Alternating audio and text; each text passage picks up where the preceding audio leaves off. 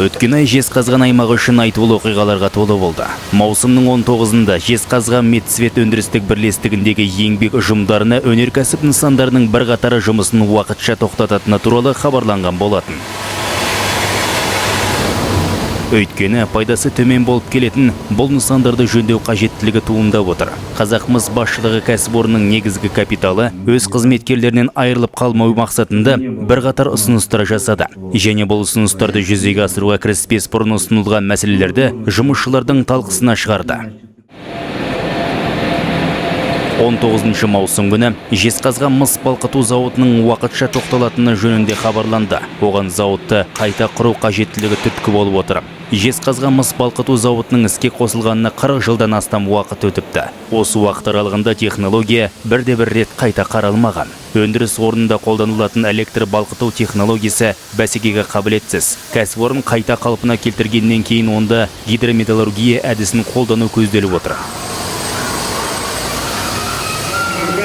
Бұл хабарлама Жезқазғанның негізгі тіршілік көзіне айналған кәсіпорын қызметкерлері мен қала тұрғындары арасында қызу пікірталас тудырмай қоймады. Зауыт қызметкерлері қатысқан кездесулер мен жиналыстарда Қазақмыс басшылығы ең күрделі проблемаларды ортаға салды. Ақырғы шешімде осының бәрін ескере отырып қабылданды. Все будут работать на своих местах.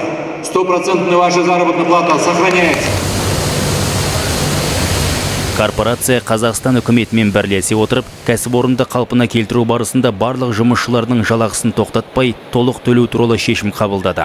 Қайта құру жұмыстарына бірде-бір мердігер ұйым қатыспайды және оны кәсіпорын қызметкерлері өз күшімен жүзеге асырады. Оның үстіне қалпына келтіруге қатысатын еңбек персоналы жартылай емес, толық режим бойынша жұмыс істейді. Бұл туралы 3 шілде күні Қазақстан Республикасы премьер-министрінің орынбасары, еліміздің аймақтық даму министрі Бақытжан Сағынтаевпен кездесу барысында жарияланды. Жиынға Қазақмыс тобы атынан Қазақмыс корпорациясы жауапкершілігі шектеулі серіктестігі басқарма төрағасы Эдуард Огай, Қазақмыс Мелтинг жауапкершілігі шектеулі серіктестігінің бас директоры Гаким Ахбетов қатысты. Негізгі кәсіпорынмен шұғылданатын 200 қызметкер Балқаш мыс балқыту зауытына ауысалады. Жезқазған мыс балқыту зауыты қызметкерлері бұл ұсынысқа қатысты шешімді өз бетінше қабылдай алады. Оларға қызметтік баспана беріледі. Сонымен қатар Балқаштан зауытқа ауысып барған жұмысшылар толық режим бойынша жұмыс істейді.